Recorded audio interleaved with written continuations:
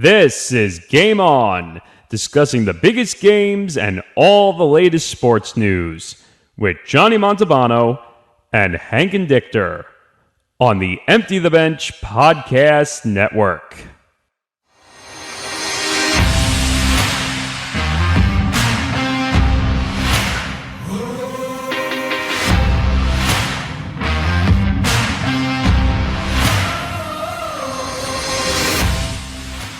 And welcome on in, everybody, to episode 37 of Game On here on the Empty the Bench Podcast Network. Johnny Montalbano and Hank Indictor with you as we kick off 2023. Obviously, you can tell in my voice it's going to be a different show than normal here to begin the new year. And Hank, obviously, the whole sports world, the whole, world in general, just taken aback by what happened on Monday Night Football on Monday night with Bills safety Damar Hamlin being in cardiac arrest. I was telling you, I told Nick before we started the show here that I went to bed Monday night before the game even started. I DVR'd it, woke up Tuesday morning, and I go to check my social media before I start every day, and I saw this happen. I was like, I thought I was in a nightmare, and I go and I decide to watch the coverage of it because I have to see what exactly happened, because when you go on social media, sometimes things can be deceiving. So I had to take a personal firsthand look at this, and I'm still struggling to find the words for it today, because we watch sports to get away from all of our troubles in the real world, whether it's personal, whether it's news in the world. And really, sports became the news on Monday night following this just freak accident, this freak thing that happened, with T. Higgins. And look, we're not going to talk about T. Higgins in that situation. Again, this is just a very freak thing. But obviously, we're doing the show with some heavy hearts, thinking about Damar Hamlin. He's in critical condition after suffering cardiac arrest. And that's the thing. So watching this in real time on Tuesday morning on my DVR, and when you hear the words CPR, when you hear the letters CPR being administered, that just it sinks your heart, really. And I'll talk about this a lot more as the show goes on, but I'm curious, when you did you watch this in real time Monday night?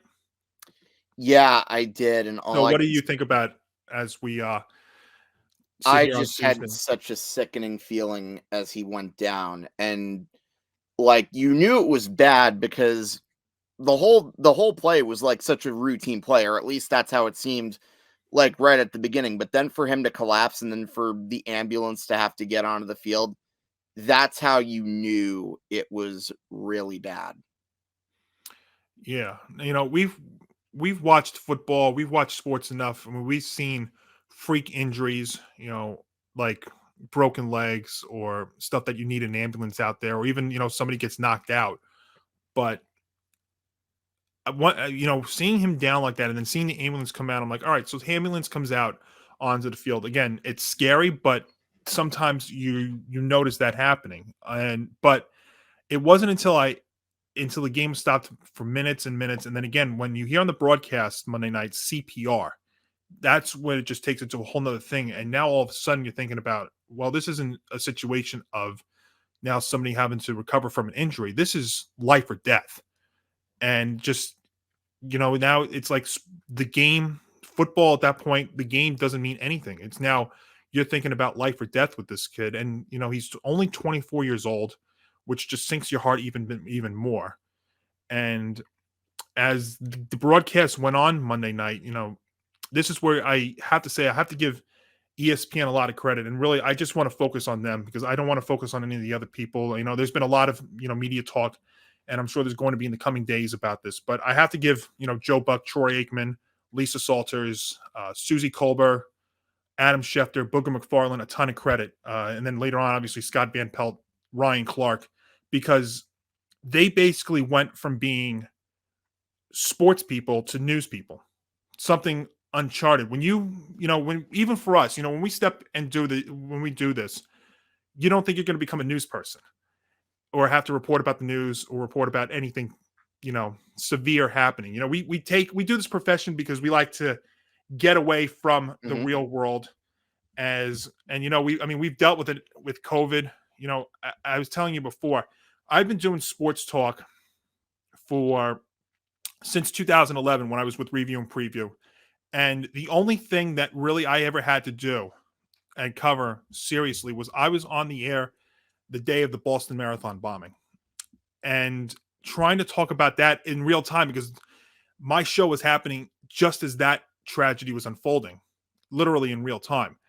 But trying to cover a situation where you're talking about a life or death situation with a football player is just, it's tough. And here we are now, 24 hours later, just about since this incident happened. And, I'm still struggling. The sports world is still struggling. We're talking about, and we're going to get to this too, about the situation, whether they should resume the game or what the future holds. And again, that's really not even important right now. But I'm just, it's different. Obviously this episode's going to be totally different than what we normally had planned, but it's part of it. But I do have to give ESPN a lot of credit because, like I said, they became basically news people last night. And then once the game was postponed, then you watch Scott Van Pelt and Ryan Clark, basically them Scott Van Pelt being on the air nonstop right after this game. And those guys did an unbelievable job. All of them did, really, for being in something that is, I know we kind of use this phrase loosely, but it really was Monday night, uncharted territory for them.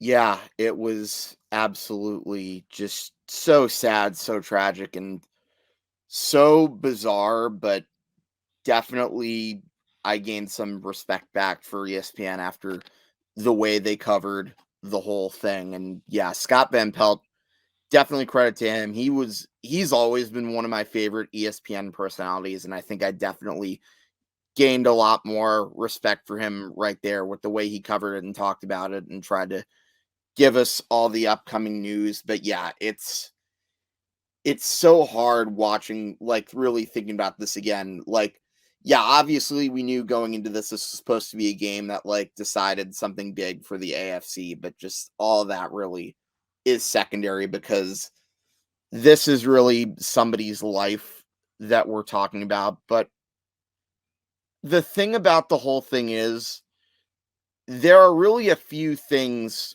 I wish more people would be paying attention to with regards to Damar Hamlin. And I'm saying this in the perspective that it's not the hit itself, because that's just, if you're going to watch that hit yourself, do it at your own risk. Essentially the same thing as what I've said about, like, the Joe Theismann LT hit, but I would say that this is worse because this is somebody's, like, life we're talking about, like, legitimately. The first one would be him going over to his parents and, hugging them, like, as they're about to watch him play before the Thanksgiving game. I don't know, Johnny, if you saw that clip go viral on Twitter. Well, maybe more viral, like, now after the incident happened. But then there's also the picture of him at the toy drive for Pitt. We really should be praying for him, not so much because it was a terrible thing, but when you really look at it all, the big perspective is Damar Hamlin, from what I understand, even though I don't know him personally, but from what everyone's around the NFL circle says, he's more than a football player. He's a human and just a great man and a giving person. And I'm sorry if I'm getting, like, so emotional right now, but anyone who really watched and knows about what happened should be praying for that man to be well, because it's like at 24 years old too, whole life ahead of him. Hey, you're allowed to absolutely feel like that because you know what? At the end of the day, like I tell people, and like I said with watching ESPN on Monday night, we're all human at the end of the day. And you know what? You're allowed to have emotion because we love watching this sport. We love watching sports in general. And, there shouldn't be life or death when it comes to sports. And sadly, as rare as this may be, it's a situation that does happen. Now, you were talking about the toy drive situation. So Damar Hamlin, he has a toy. He does have a toy drive for kids, and his goal when he started this was very simple. He wanted to raise $2,500 online to buy toys for needy kids, and that took about 2 years. And then after this, on Monday night when he was critically injured, and then needed his heart restarted on the field, which is just, again, when you read that, it's just your heart just stops. But you see the greatness in people. I mean, I know it takes something like this, but that goal, that toy drive now, roughly $4.5 million were donated in the first 18 hours after the injury. And the number is still climbing. I mean, we're talking 3 p.m. Tuesday that it was over 4.5 million.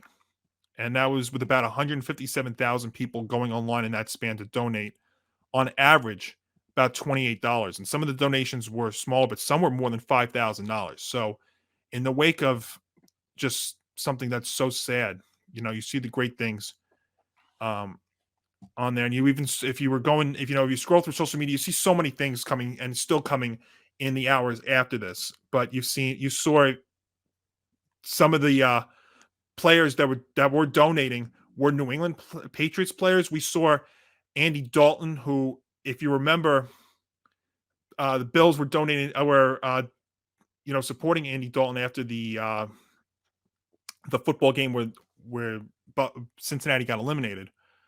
But he donated. So you do see the nicest in people when it comes to stuff like this. And it is nice to see, the whole world, again, sports, news, whatever profession, really coming together and hoping and praying for the best for him. And really, again, this is not really about football. I mean, we're going to talk about, the scheduling angle, but this was just an amazing thing to see too. Now, one thing that stood out to me in the Universal Sports Prayer Circle / tweets that I want to read to you was New Jersey Devils head coach Lindy Ruff talked to his players and sent them a really powerful message about this. Now, I don't want to read you the whole thing because it's a little bit long and I don't know how much time we have to get through it, but what I do want to read you is the most important part of what he said in his speech. You've got a small amount of time, really, in the big picture. A small amount of time as a pro player to achieve a common goal.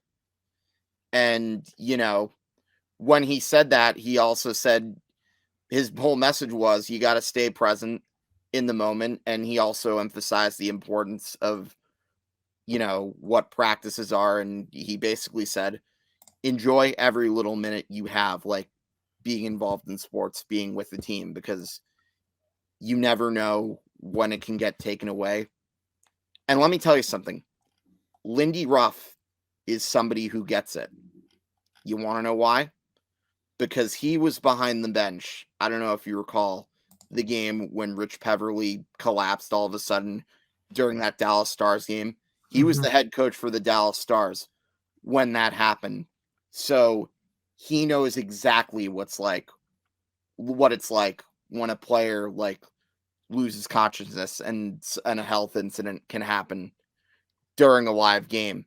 And not to mention, if you go back to 1998, you might remember the thing that happened to Chris Pronger when he was defending a slap shot and then all of a sudden he collapsed. And amazingly, not only did he survive, he ended up having a long career that pretty much got him inducted into the Hall of Fame. He was one of the great defensemen during my lifetime. I only really remember the end of his tenure, but very solid player during my lifetime. But basically, what I'm also trying to get at with the whole Lindy Ruff quote, even beyond sports too, let's just all be nice to each other. Hug your loved ones. Tell them how much you appreciate them. because you just never know when it's going to go away. And I know that sounds like so cliched, and I know it's really hard for me to say that on a show that like I really enjoy doing with you. And heck, Johnny and Nick, you guys have probably heard me tell you how much I appreciate you many a time. And absolutely, yep. I say that because I truly mean that. And this incident is just another example of why, like, I always count my blessings of like those who I love and appreciate. Absolutely. Enjoy all the little things too. That's what I always tell people. You know what? Like Tuesday morning, I woke up to this news. You know what I did? I ended up having to go to the beach for an hour just to clear my mind of it because it's just been like that. Now, I want to go back to the game Monday night because I do want to bring up a couple of other things with this. Number one, I know a lot of people were actually getting on the NFL for how long it took for them to call this game, but we have to understand there's a lot of things that needed to happen before this would happen because we were talking about, we didn't know exactly as this was happening Monday night what the latest was with Hamlin. Now we know about the CPR, we know that he was loaded into an ambulance, but we didn't know after the CPR and stuff like what exactly his condition was. We didn't know if he was even going to make it to the hospital. That's how scary this was.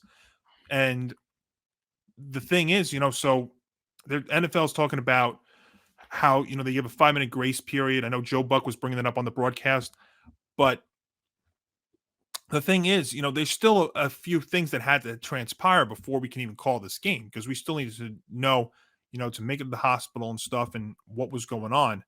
And then, the 5-minute grace period, I mean, I think that's built into the NFL for things, so you can't call the game immediately because we don't know exactly what is happening at the time. I think you need to give it some time. I have to say, I know it was a tough thing, but I do give the NFL, I think they handled it as well as they could. And as we found out on Tuesday, they did announce that this game is not going to resume this week, which I think is totally the right call. I mean, there's just no way that these two teams, you can even put them back out on the field Monday night. They were talking about possibly resuming this game. I mean, they couldn't do that. I mean, you were seeing these guys struggle. I mean, you were seeing these guys cry. You saw the head coaches of both teams, go to each other and console each other and talk to each other. I mean, if we're on social media, you saw all the photos of even the officials, being in the back, talking about a show. They saw their picture going about what's next here. So yeah, it's easy in hindsight to say, oh, this game should have been postponed right away, but you needed to go through everything first. And I think it ended up being obviously the right decision. And I think they made the right decision here by not resuming the game this week. And again, we don't really want to talk about football right now, but there is an angle that you do have to talk about here. And that's with either making up this game, which I don't think is going to happen. See, to me, I think this game should just be canceled. I know we're talking about seeding, but again, football is not important right now. And I know you're going to go into your week 18 matchup here.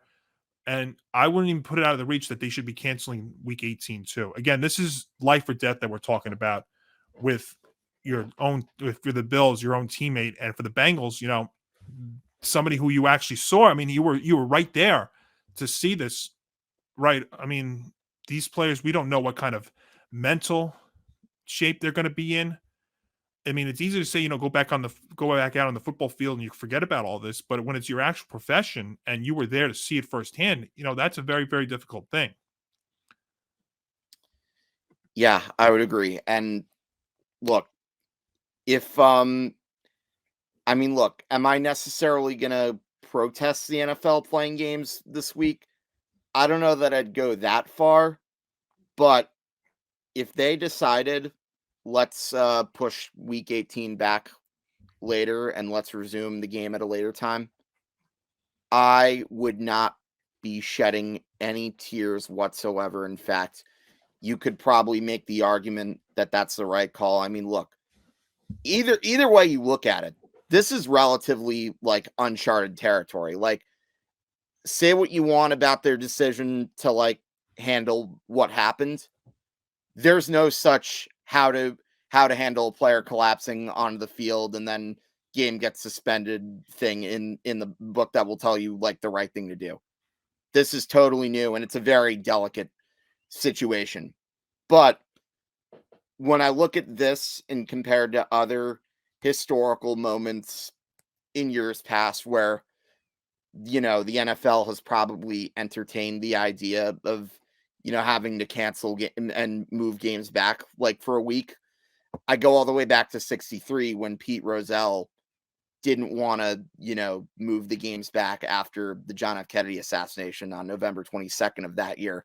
In fact, Pete Rozelle actually had a discussion with one of the staff members of the White House, and that guy apparently knew Kennedy enough very well to the point where Kennedy probably would have wanted them to keep playing. And to that extent, I probably get where Pete Rozelle went with regards to that decision. But let's imagine this scenario. If the Dallas Cowboys and the Washington Redskins, if you know your history from that event, know why them being on the road was probably a good thing, you could see why his hand may have been forced if one or both of those teams were home that week. And I think it probably was something that he should have considered, because in terms of postponing, only because it was a time where a lot of Americans were mourning the loss of a president.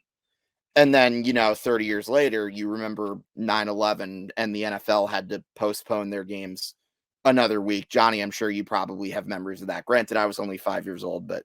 Oh, I sure do. I mean, I remember, baseball moving the regular season back a week. That's how we got, the Yankees and the Diamondbacks in the World Series heading into November. But essentially what I'm saying is those are all big events, and I think the NFL ought to consider. I'm with you. I think they ought to consider pushing it back a week. But like I said, it's not like I'm necessarily going to cry foul if they don't. But at the same time, it's just really hard to think about the week 18, Yeah, that's not a crazy thought. See, I haven't. It's so tough to even think about week 18 because I'm just so focused on this. But you're thinking that they should move everybody back a week.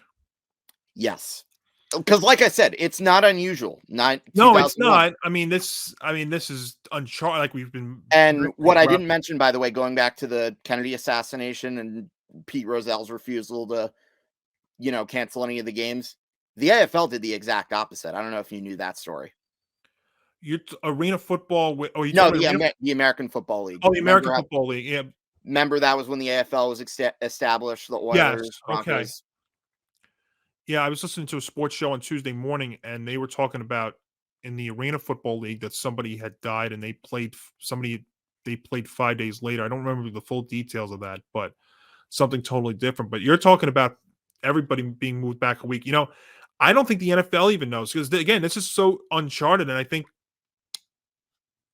it wouldn't be surprising if they do that. I think I could understand them moving it back a full week for everybody, because again, it's such a quick turnaround. When we had COVID back in 2020, they were scrambling. Games were getting not canceled; they were getting postponed, and so you were having games on Tuesday. You had some games, an extra game on Monday. You had some games on Tuesday. You had a game on Wednesday. I remember one time. But again, this is something totally, totally different, and also because it is the end of the season. But yeah, it's not a crazy thought that we can move the entire regular season back a week. Of course, it probably all depends if you have other sporting events. I mean, there's really not any conflict that's going to happen with anything else. And also, it is the NFL. I mean, let's be fair. I mean, they are still going to be king, but obviously, I don't know what they're going to do, because I don't think the NFL knows what they're going to do. No, and like I said, you can criticize their decision making all you want, and I don't know that I'll be necessarily the harshest, but like I said, it's such an uncharted territory. There isn't really a clear path as to what the right thing to do is. I think time may tell on that as the week goes on. I'm just going through the statements that that have been posted since in the last 24 hours. Damar Hamlin's family did put out a statement on Tuesday, and this is from Jordan Rooney, who's been fantastic. He is actually a building athletes brand. He's the first personnel brand coach in the NCAA.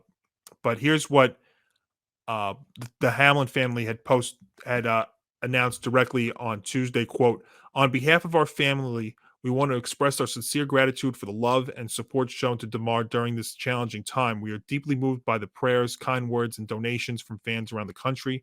We also want to acknowledge the dedicated first responders and healthcare professionals at the University of Cincinnati Medical Center who have provided exceptional care to Damar. We feel so blessed to be part of the Buffalo Bills organization and to have their support. We also want to thank Coach Taylor and the Bengals for everything they've done.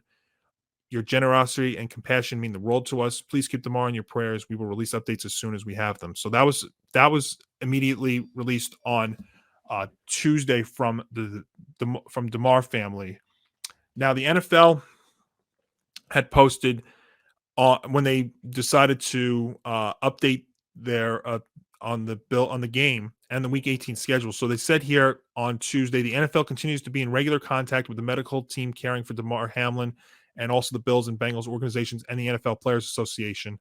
After speaking with both teams and the NFLPA leadership, NFL Commissioner Roger Goodell informed the clubs today that the Bills-Bengals game will not be resumed this week. The NFL has made no decision regarding the possible resumption of the game at a later date, and the league has not made any changes to the Week 18 regular season schedule. We will continue to provide additional information as it becomes available. And again, that's a situation, just, having to talk about football for a moment here. That's something that is going to be how late could you go here? Because, teams would have to practice for their Week 18 games. Hank, I think the more that I'm thinking about it right now, I think I'm in total agreement with you. I think the best thing the NFL could do would be to push back the season a week. I know it's easier said than done, but again, you're talking about something that is life or death here. This is not just a major injury. This is, life or death. And just seeing the emotions, even, as somebody who lives here in South Carolina, I watched this Tuesday morning on my DVR. I was shocked. I was stunned. I was, shaken. So I can't even imagine the players, the coaching staff, heck, the fans that were actually at the stadium. And, that's the thing, too. I mean, everybody that was at that game, they were there. They stayed the entire time until the announcement. They were silent. I mean, you're talking about somebody here right now that lives several states away. But I think in the best interest, I would agree with you. I think maybe moving back the season out, maybe some things have to work, logistics and stuff, but I think that is the right call. Yep. I think it absolutely is the right call to do that. Mm-hmm. But I mean, it's just you're seeing too, as time goes on here, all 32 teams in the NFL on Twitter have their avatar as pray for Damar and his jersey number 3, which is just an incredible thing to see. I'll tell you something cool down here in South Carolina. So about 15, 20 minutes north of where I live up in Myrtle Beach, they have the Sky Wheel, which is a cool attraction up in the Myrtle Beach area. That is going to shine in Buffalo Bills colors to support Damar Hamlin too. So, I mean, you're seeing everything, whether it's attractions, whether it's teams, whether it's any sort of organization coming out in support for him, which is just an amazing thing to see. And, the donations and stuff. I mean, it's just, again, as we sit here now about 24 hours after this incident, and we think about how much we love sports, and we try and get ourselves away from the world, and now we're right in the heart of it. It's just it's amazing. I don't even know if I have enough words to describe what this has been like. And all we can hope for, really, for all of us, you, me, everybody here at ETB Network and everybody around, is that he makes it. Because, we're all pulling for him. This will be an amazing thing if you come through with this. And if he does make it, whether or not he goes back and plays another game again, which I'm probably leaning towards the belief that the answer will probably be no to that.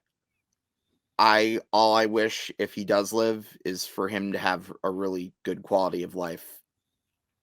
Yeah. And again, this is totally different, life or death, but the last person I could think of that, we were thinking about something like this. Well, there's two, really. I mean, in college, it was Eric LeGrand, and in the NFL, it was Ryan Shazier. And I just think it's so freaky that Ryan Shazier... Actually, worse. I don't know if you've heard of Chuck Hughes, Detroit Lions wide receiver. So, yeah, actually, you say that. I saw a post this morning, Tuesday morning, from a guy who I'm not even going to try and pronounce his last name, but I'll try anyway. Pete Demilitis, who posted that there were three people that came to mind and it was that important to remember him. And Chuck Hughes, who's the only NFL player ever to die on the field, was one of them. It happened in a 1971 game against the Chicago Bears on the field at Tiger Stadium. So, I mean, it was a little bit before my time, but yes, that was that. Howard. He also goes on to say Howard Glenn, who was a New York Titan offensive lineman who died after suffering a broken neck during an AFL game, and Stone Johnson, the Chiefs kick returner and Olympic sprinter who died after suffering a broken neck in an AFL preseason game. And again, let's hope we don't go down this road with Damar Hamlin. But I mean, again, it's just like, 24 hours later, and I'm gonna try to watch some sports, but he's gonna be in your mind, and we just only can hope for the best here for him, his family, the Bills organization, and really the entire NFL, which is going through something that is just unheard of before, and really uncharted territory. And again, I think the NFL, considering what they've had here, I think is doing the best job it possibly can, whether it's, the timing of the postponement, coming out now and already announcing the game's not going to be played the rest of the week. Again, I think that game should not be played at all. I think doesn't, they should probably do 16 games and everybody else could do 17. Look, I mean, again, you hope that everybody in the league has empathy and understands, for what has happened here, but it is going to be, when these guys do return to the field, is going to be an emotional scene here for both the Bills and the Bengals, because that's the thing too. We were going into week 18 where we still were trying to figure out exactly the full schedule. So that is something to watch here too going forward. But obviously, first and foremost, we need to care and think about Damar Hamlin before we do get anywhere else. You have any final thoughts about this? All I can say is a million prayers go out to Damar Hamlin, not only for him to get better, but also for his loved ones and his family. Absolutely. That's well said. I'm sure I speak for everybody there. And of course, if there are any developments that happen after our episode and throughout the week, best thing to do, everybody, is to subscribe to our YouTube channel at youtube.com/ETB Network, Facebook and Twitter at ETB Network. Also, our account, Game On ETB.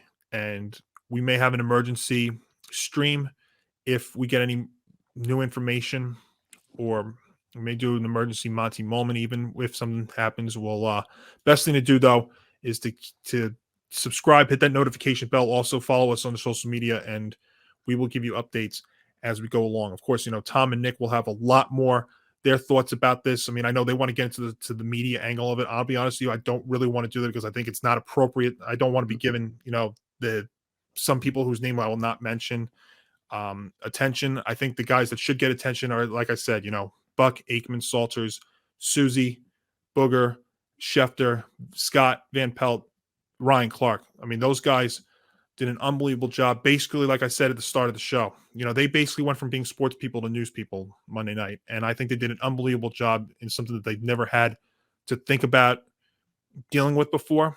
I think they all did fantastic. I think the tone in our voices and our emotion is exactly what was being felt that night, with especially the people in the studio, Susie, Schefter, and McFarland.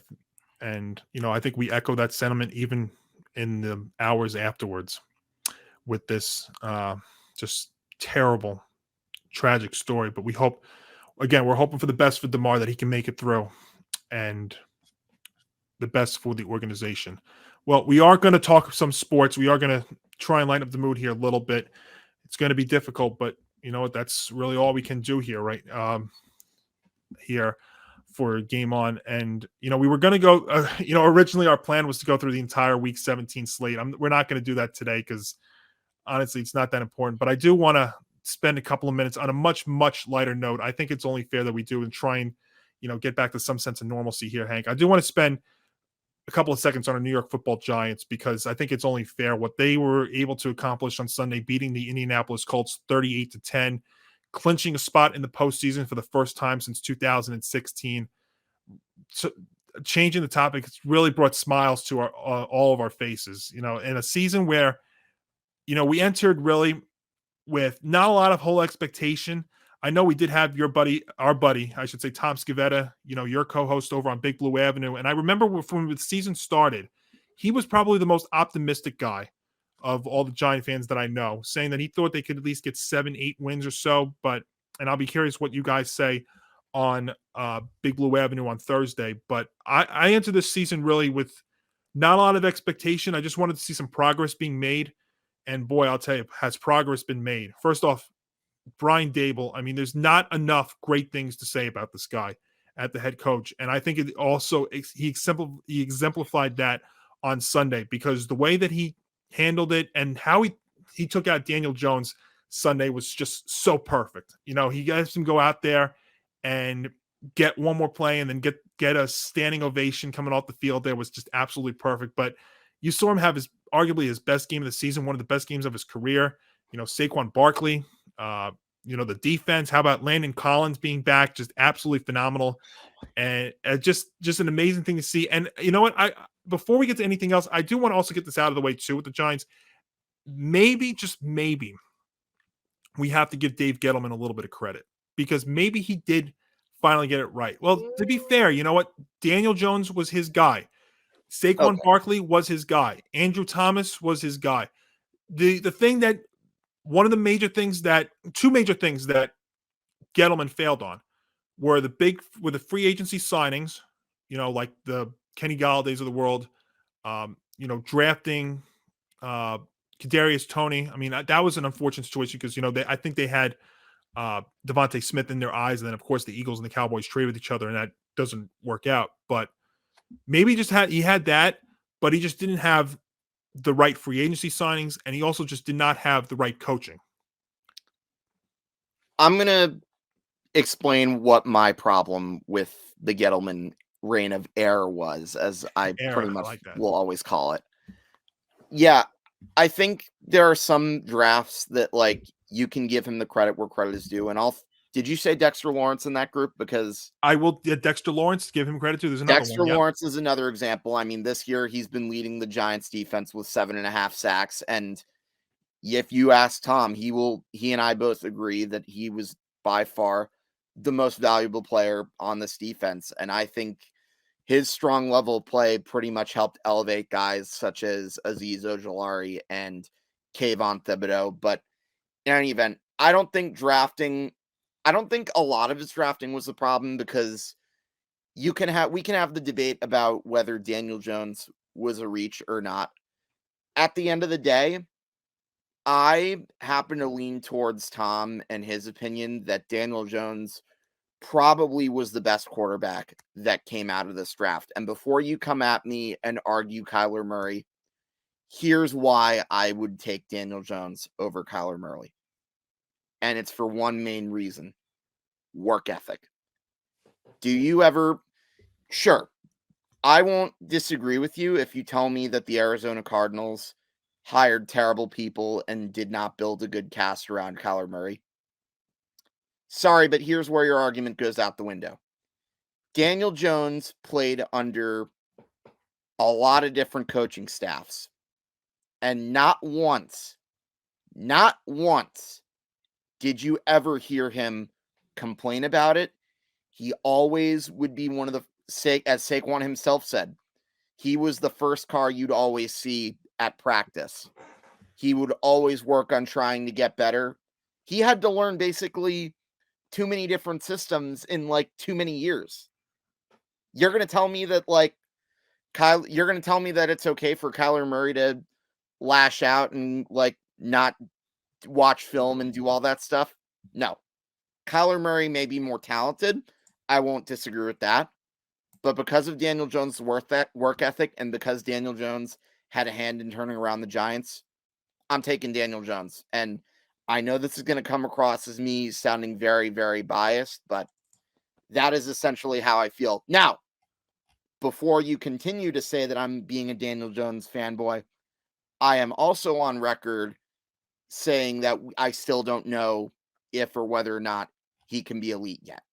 That remains to be seen, and if the Giants are in a position where they may have to draft a quarterback that really is elite, then I will understand that. So I'm not trying to tell you that he is the most elite quarterback, but what I really am trying to say is put some respect in the guy's name, essentially, is what I'm saying. And as far and back to what you were saying about Dave Gettleman, sorry if I went off on that tangent about Daniel Jones, because you knew I was going to get heated about that. It's the most widely talked about thing when it comes to I think my problem with Dave Gettleman was essentially the same as everyone else's.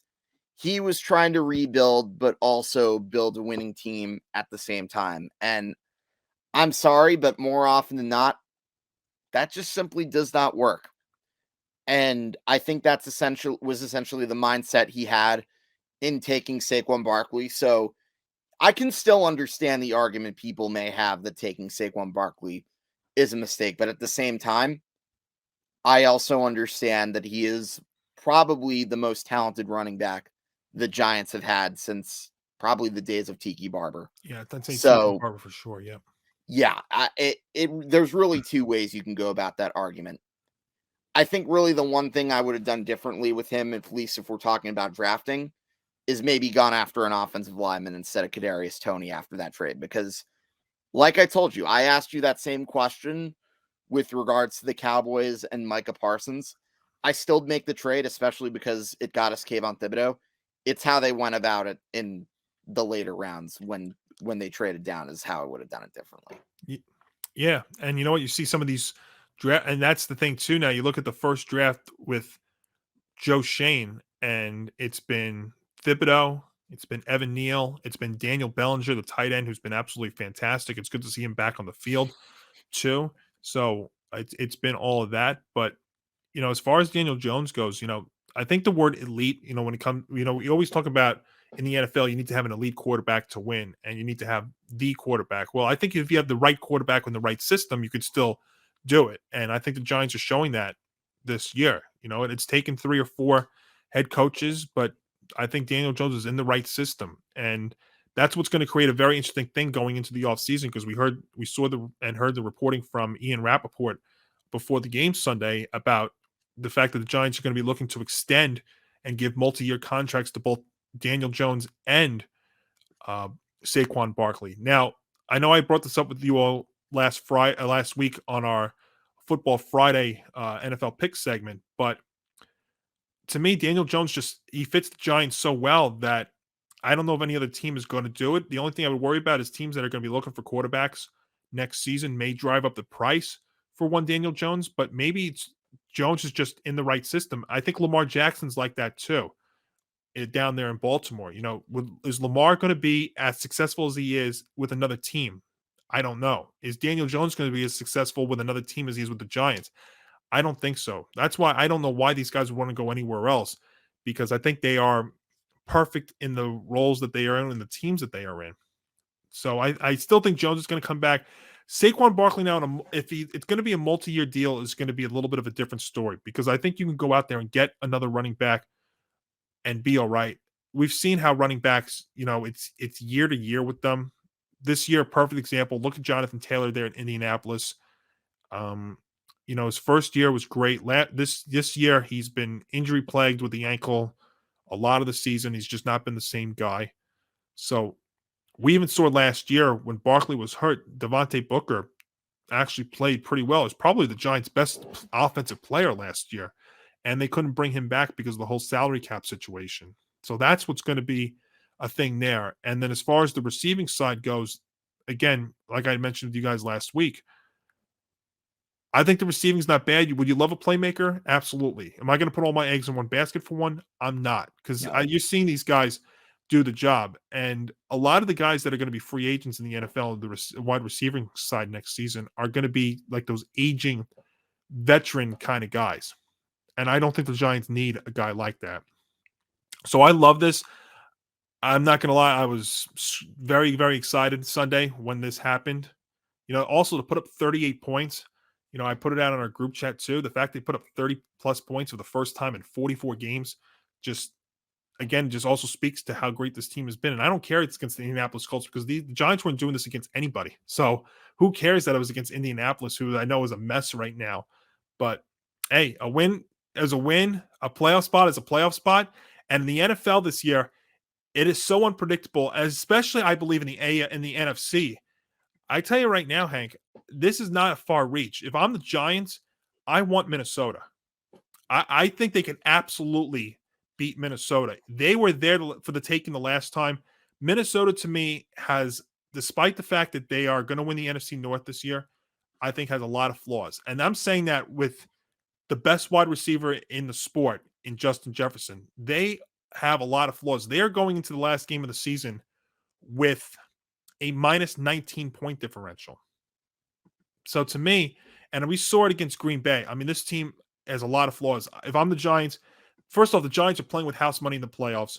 Number two, Minnesota to me is a very good matchup. I am not very comfortable with them playing San Francisco, but if they get Minnesota, it could be very, very interesting for the Giants. I mean, look, I don't really like to think about who I want as like a playoff opponent. And the reason I'm saying that is because oftentimes, like, we say, oh, I fear so-and-so team more than the other, and sometimes the opposite happens. But with that being said, do I disagree with that take? No. And let me explain why. Number one, you guys know I've been extremely high on the San Francisco 49ers. In fact, I still think the 49ers are going to go to the Super Bowl. If I'm wrong, I'll eat my words, and why not? But with that having been said, I completely agree that the Vikings are flawed because, like you mentioned, they're 19 points in the red. See, in the red. I had to make a game show reference at some point just to sort of ease the tension just a little bit. Yep. And, Kirk Cousins is a quarterback who, while solid, you don't think that guy's still going to get a lot of questions going into the playoffs. You don't think they're still going to be dealing with the pressure of, is Kirk Cousins worth it? So that's another thing to think about. Also, the Giants this time around will not only have Xavier McKinney, who, by the way, had 7 tackles in his return in that game. I was not expecting to come back this soon, much less have a decent game, but good for him. Most likely they might get a Dory Jackson too. Those are bigger acquisitions, and I say acquisition because, they weren't there the last time, than people realize. And, here's another thing to think about too. Look at the mistakes the Giants made in that game against the Vikings. You had a blocked punt, you had a Bellinger fumble, a Richie James drop. I'll even throw in the Daniel Jones interception, although I'm not necessarily going to blame that moment for the Giants losing. Those 4 things, had any one of them gone differently, we're probably talking about a giant upset here. So the Vikings are probably going to be dealing with a lot of pressure because, there's going to be the questions about their legitimacy as a playoff team because of that, point differential. And not to mention every single team that's beaten them, they've beaten them badly. Then there's also the Giants, who will have no expectations. And let me tell you something, teams with very low expectations that are really good, fundamentally sound teams tend to be ones that are extremely, extremely dangerous. But with that being said, I also don't want to dismiss the idea that the Vikings still could come back hungry and pissed off knowing that the Giants almost beat them, because that also has to be taken in consideration. And at the end of the day, I truly don't know and won't be able to say with 100% confidence that the Giants will win a playoff game. But you can be damn sure the Giants are going to give it their all. And if you don't mind me going on this tangent, I want to briefly address the Eagles game. If you're Brian Daboll, there is no question you're going to be going with your starters against Philadelphia in week 18, assuming that we play this game. I don't care that the Eagles are, I don't care that this is a game that isn't necessarily meaningful in the sense that they have stuff to gain and lose. You're playing a team that you've been chasing all year long. That's a division rival, and one that, quite frankly, has had your number ever since the Plax incident. If you play your starters and they give it all they got, and keep in mind, Philadelphia is very banged up. You can talk to me about the Jalen Hurts injury.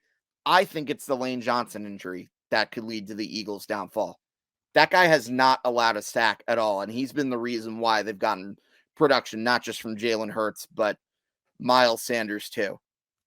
You're going to tell me that that's not hurting the Eagles?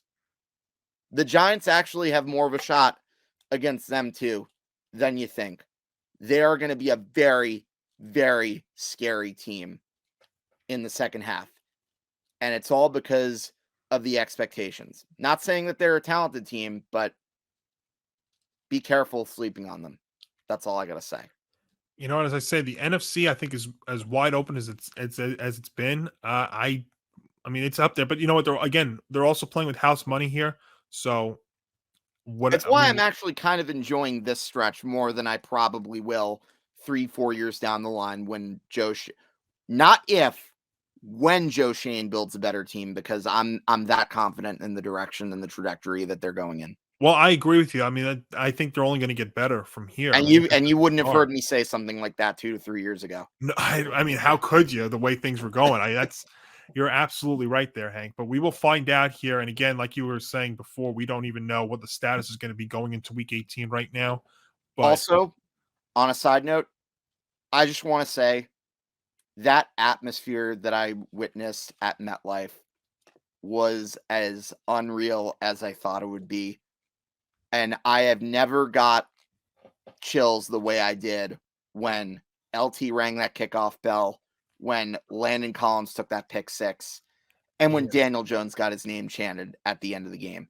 I was going to say, you can't get it. You can't get that feeling through the broadcast. I mean, when I was out watching the game Sunday, it felt great, but I'm sure being there, and on a personal standpoint too, it makes up for 2 really horrible losses that I witnessed in 2017 and 18. The 51-17 debacle against the Rams and the 17-0 game that I sat through the cold and rainy weather that they lost to the Titans. Oh man, yes. And also you being at the game against the Eagles a few weeks back too.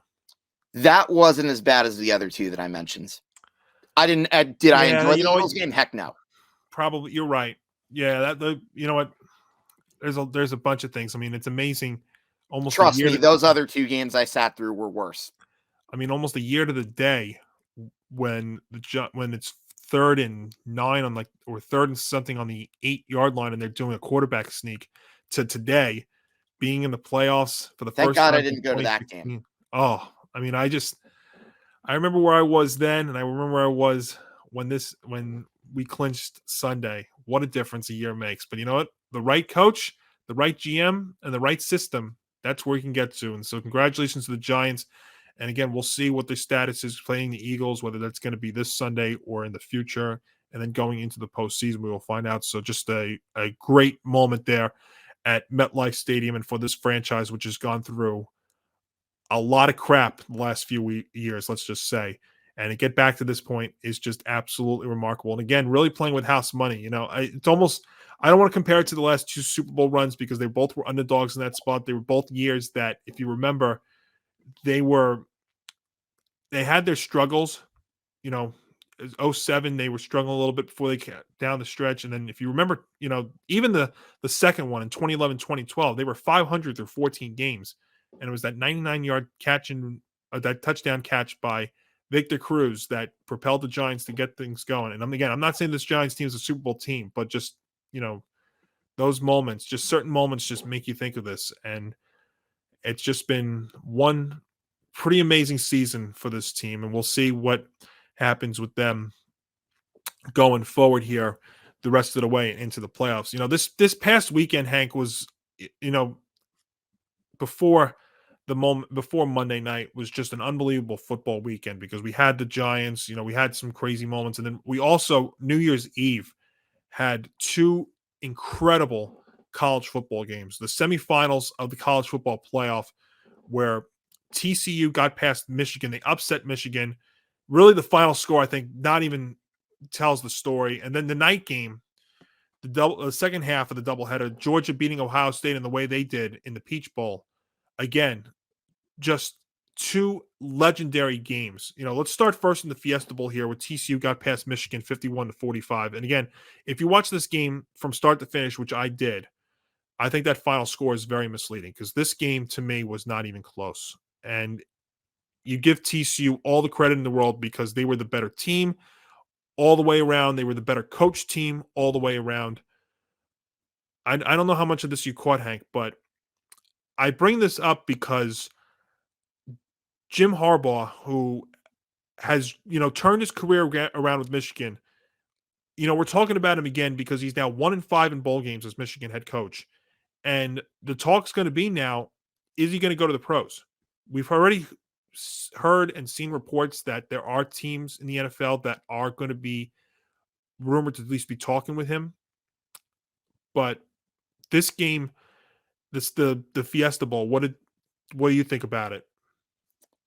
I thought that definitely was a thrilling game. I mean, look, even though Michigan was able to inch their way closer and make it seem like it was a game, I would definitely agree with you. It never really felt like they were in control. I mean, they made too many mistakes that put them, I'm going to use that phrase again, in the red pretty early. And ultimately, they just never were able to recover. But otherwise, it was a pretty good game. And, yeah, I got to say, this was probably the first time in a very long, well, actually, no, not very long time. First time ever that you really got 2 great games in the college football playoff because Georgia had that big comeback against Ohio State. Ultimately, the missed field goal ended up helping them, but give Georgia all the credit where credit is due. They kept fighting back, and, you know, there's a reason why they are the reigning champions. They have a lot of talent on that team, and look, TCU is going to have their hands full because this is a squad that Kirby Smart has done an insane job at with regards to recruiting. Mm-hmm. And yeah. you could ask my buddy Noah Dibler, who is part of both the Sports Box and one of my networks, Review and Preview. Great guy, big Georgia fan. He pretty much knows very well how they do things there. So let me just go back to the first game for 1 second because there's a bunch of things to take from this. First off, now if I was able to do my Monty moment last week, which I could not do, but I would have taken TCU plus the points. I don't know they would have won, but I thought they would have made this close, and I'll tell you why. TCU has been playing playoff kind of football for weeks now just to get into the semifinals. You know, they played a bunch of close games. They've played multiple teams this season that were ranked. in the top 25. So they've been down this road before. And to me, there was so much more pressure on Michigan in this spot because of the year that they had, then destroying Ohio State to end the year and get into this spot. I thought there was so much pressure on them. And TCU, as I said, has been playing this kind of game before. And if you look at very early on in this game, when Michigan is driving down the field and it's fourth down on the 2-yard line and stuff, I didn't have a problem for them going for it. I had a problem with the play call, though. Trying to go with that Philly special on fourth down, just to me, again, one of the many mistakes that Michigan made in this game, whether it was on offense, whether it was defense, whether it was coaching, that to me was a mistake. Now, the officiating was also disgraced, but I don't want to talk about the officiating. So many things there. And then, Max Duggan, who I think it's amazing what this kid has done for this school. What he's done. And then, you go into the half at 21-6, and then you have an unbelievable flurry in the third quarter, 44 points scored. I mean, I think if I remember correctly, it was 21-6 with 6.5 to go in the third quarter. And the final score ended up being 51-45. These two teams couldn't stop anybody. But at the same time, too, when you look at Michigan's side, too, some of their play calling just was so questionable. And also, don't forget this, Blake Corum, that stud running back, not being there for Michigan, I think was a big deal, too, because some of the runs in this game, the handoffs to inexperienced running backs or to your backup guys was also a thing too.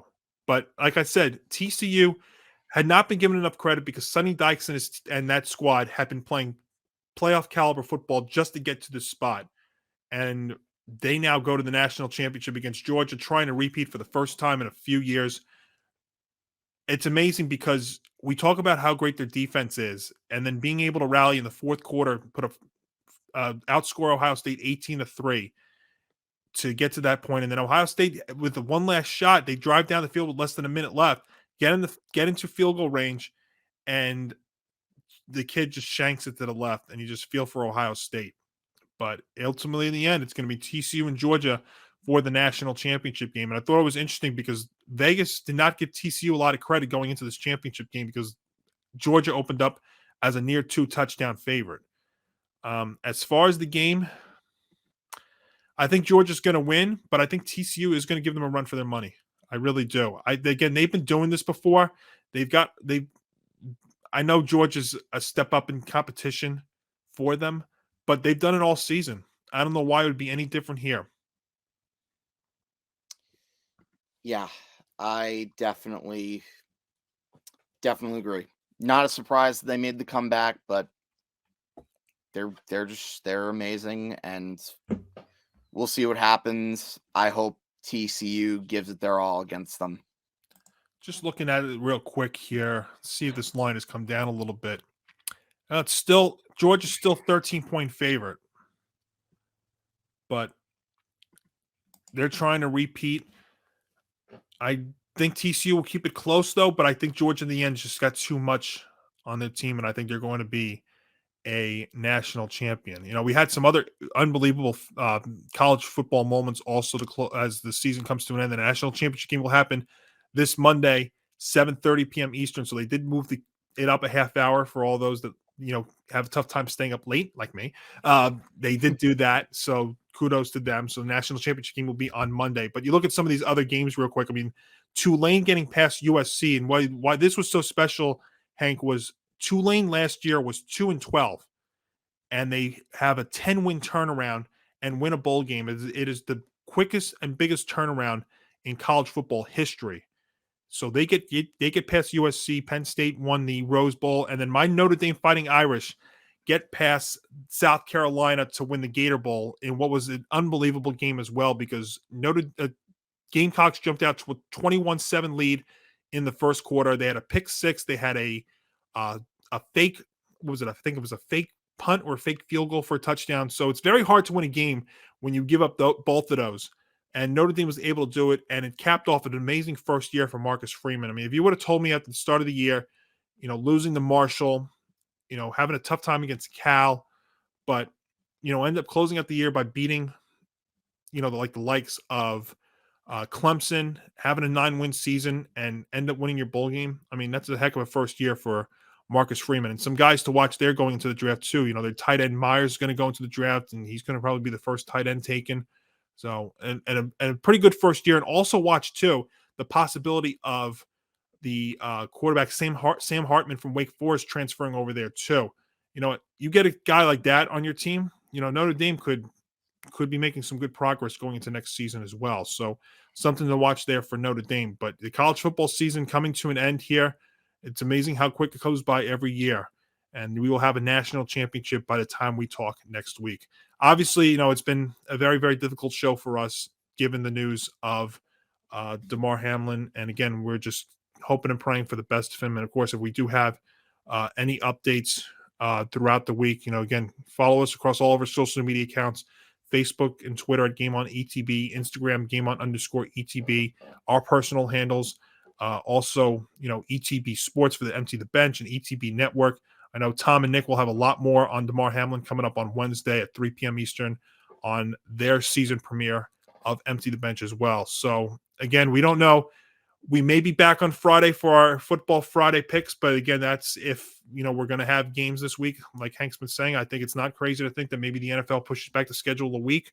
But if we do play and we have the full schedule and stuff, then Hank and I will see you on Friday. Otherwise, we may see you for a breaking stream, or if we're definitely for sure, we'll be back for episode 38 next week. So, Hank, tough start to the new year, but I think we handled it well. It was good to see you. Likewise, Johnny. Always a pleasure talking to you, regardless of the circumstances. Absolutely. And folks, thanks for joining us. Good way to kick off here in 2023. Kind of an emotional one, but we got through it. So, for Hank Indictor, I'm Johnny Montalbano. Enjoy your week, everybody. And Damar Hamlin, Buffalo Bills, NFL, we are praying for you. We'll talk to you again next week.